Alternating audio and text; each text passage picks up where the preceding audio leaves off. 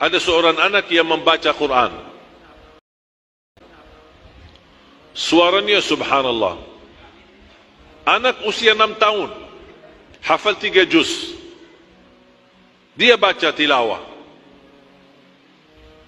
Saya tersentuh hati saya ketika mendengar bacanya. Indah, merdu. Ada sedikit keliru beberapa huruf. Begitu dia selesai, saya panggil. Datang di samping saya. Dan saya suruh baca Al-Fatihah.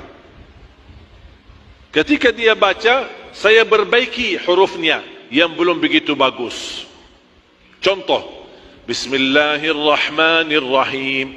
Banyak di Indonesia, apalagi kalangan anak-anak, bisa Ar-Rahman, tapi tidak bisa Ar-Rahim. Selalu baca Bismillahirrahmanirrahim. Kenapa Rahim? Padahal ha Rahim sama dengan ha Rahman. Cuman karena tidak pernah ditegur dan tidak pernah diajarkan yang benar, akhirnya dia terlanjur baca seperti itu. Bismillahirrahmanirrahim.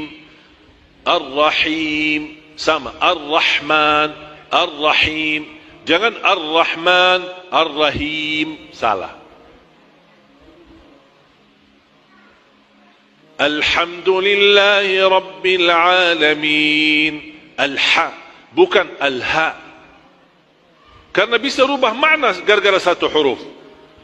Alhamdulillahi Rabbil Alamin. Segala puji bagi Allah. Alhamdulillahi Rabbil Alamin. Segala kematian bagi Allah. Astaghfirullahalazim. Gara-gara satu huruf rubah total makna. Hati-hati.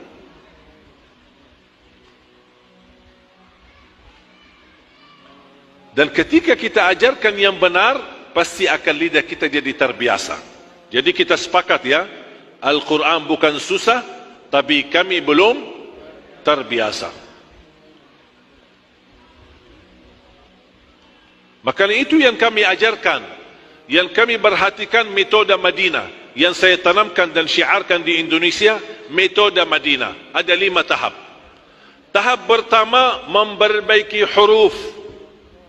Karena terutama huruf A bukan A. A'udhu, salah. A'udhu, ukurannya 2 jari, masukin mulut, jangan gigit. A, coba kalau lebar sedikit.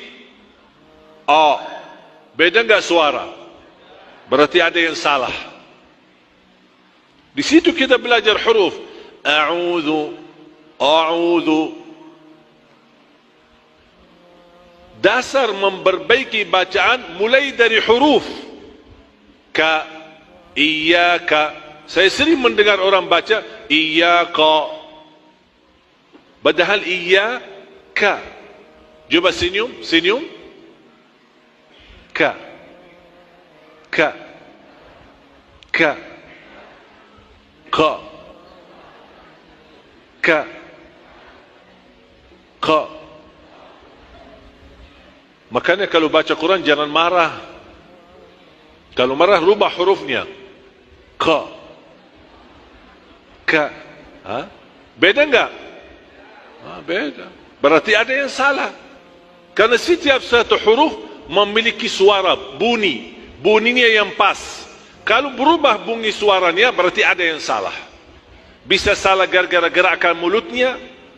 Karena boleh gerakan mulut kalau ada 4 huruf. Bibirnya yang berhubungan dengan bibir ada 4 huruf. Ba, waw, mim, fa. Ba, waw, mim, fa. Ini 4 huruf boleh gerakan bibir. Selain 4 huruf tidak boleh. Contoh, Ar-Rahman tidak boleh. Ar-Rahman, Ar-Rahmanir, Ar-Rahmanir. Kenapa? Ini bukan ba, bukan waw, bukan mim, bukan fa. Ra, ar, bukan ar. Supaya sebagai latihan, ini 2 jari. Tahan bibirnya. Ar.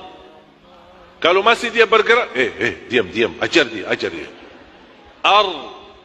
Jangan lepas aru. Aru. Salah. A'udzu billahi minasy syaitan. Syaitan. Gerak enggak bibir saya? Enggak kan? Ta, syaitan. A'udzu billahi minasy syaitan. Langsung rubah suara hurufnya. Berarti ada yang salah.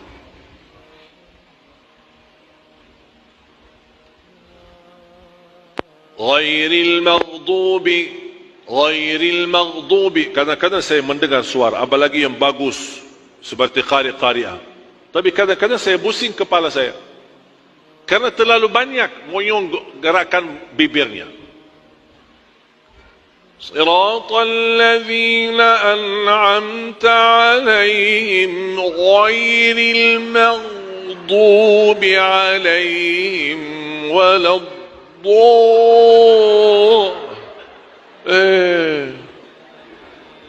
Bikin pening, pusing kepala saya. Suaranya bagus, tapi saya tidak tertarik dengan suara. Saya lebih fokus telinga mendengar gimana hurufnya. Karena sudah terbiasa sejak kecil belajar begitu, makanya kalau huruf masuk, ada yang salah ini. Pas saya perhatiin, bibirnya ghairil maghdubi. Padahal sederhana, ghairil maghdubi alaihim waladdallin.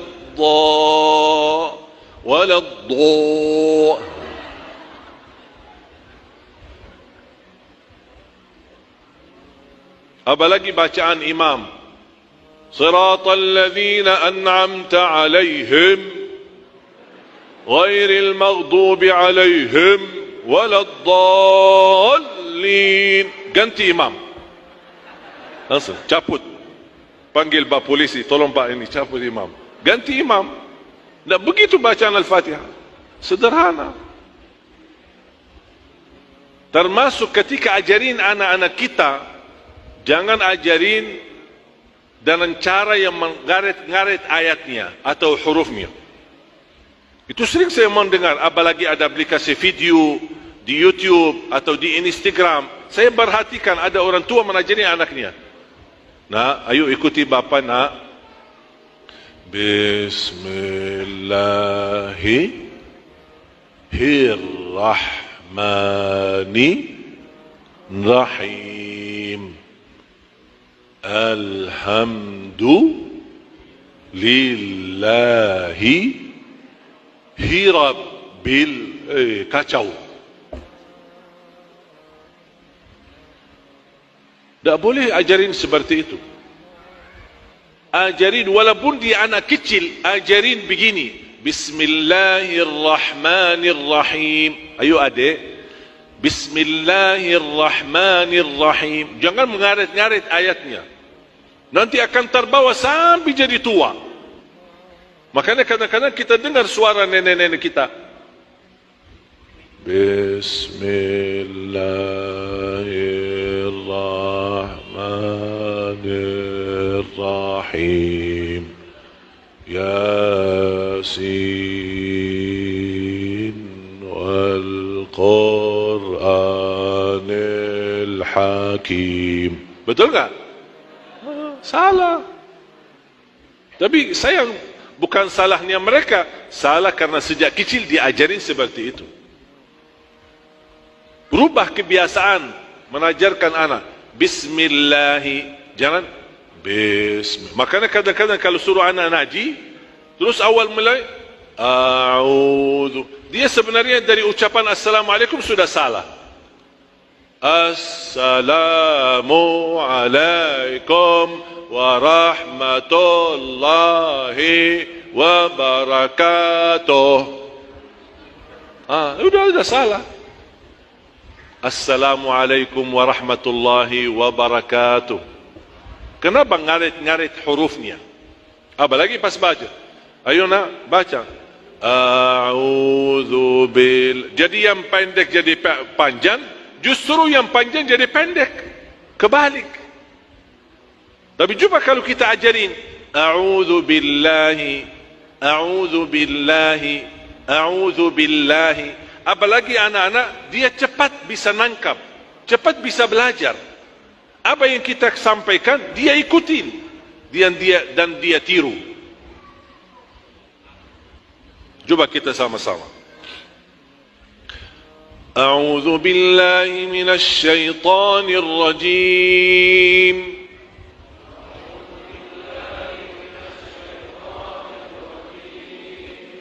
Bismillahirrahmanirrahim.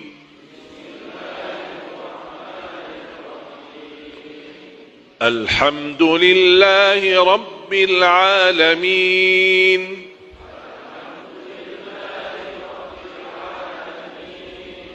Ar-Rahmanir Rahim.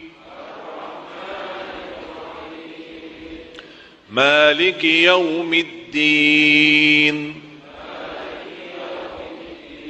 Nah, di sini kan ada waw, ada hubungan dengan bibir. Maliki yaumiddin. Jangan jadi lemas. Maliki yaumiddin. Maliki yaumiddin. Mana wawnya? Pas giliran gerakan bibirnya malah enggak. Maliki yaumiddin. Iyyaka na'budu wa iyyaka nasta'in.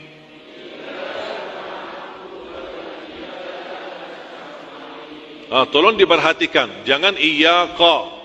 Iyyaka seperti lagi senyum. Ka sama nasta'in, nasta'in salah. Nasta'in. Iyyaka na'budu wa iyyaka nasta'in.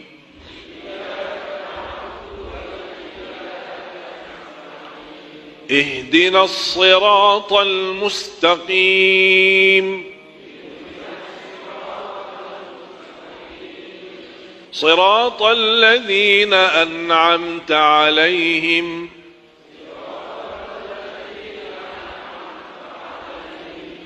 غير المغضوب عليهم ولا الضالين.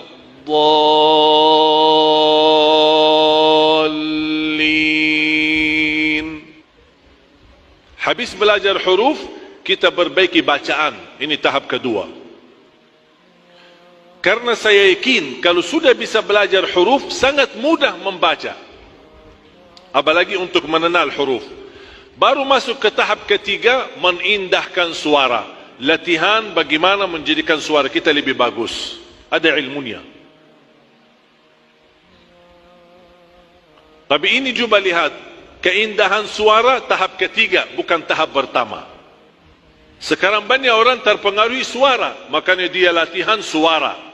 Tapi dia lupa huruf sama bacaan. Tahap yang keempat, menguatkan hafalan. Karena otomatis ketika perbaiki huruf, perbaiki bacaan, otomatis sudah bisa hafal. Tapi kadang-kadang cepat lupa. Ada enggak solusinya? Ada. Bagaimana bisa hafal dan bagaimana bisa menahan hafalannya bisa menjadi lama. Kalau sudah 4 tahap ini lulus, baru masuk ke tahap inti, membaca Al-Quran.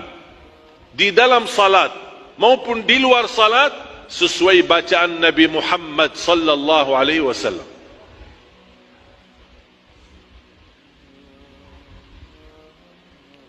Seperti bacaan Nabi Muhammad. Ada orang bertanya, iman kita bisa baca Quran seperti Nabi Muhammad? Sangat bisa. Dan ini kelebihan Islam. Ada sesuatu di dalam Islam tidak dimiliki oleh agama manapun. Tidak ada dimiliki agama manapun. Hanya ada di Islam. Apa itu? Ilmu ijazah. Tidak ada ijazah Taurat. Tidak ada ijazah Injil. Tapi ada ijazah Quran. Ada ijazah hadis. Ada ijazah tasbih. Ada ijazah zikir, ada ijazah ilmu, ada ijazah fikih, semuanya ada ijazah ni. Bukan hanya ijazah lisan. Kadang-kadang kita bertemu guru, mohon ijazahnya amalan ini. Betul kan? Ada ijazah lisan langsung dari guru, ada ijazah tulisan, diberikan tulisan sebagai ijazah. Namanya sanad. Nah, selama ini mungkin kita keliru dalam mengajarkan anak-anak kita mengaji. Share jika itu bermanfaat dan save biar tidak hilang.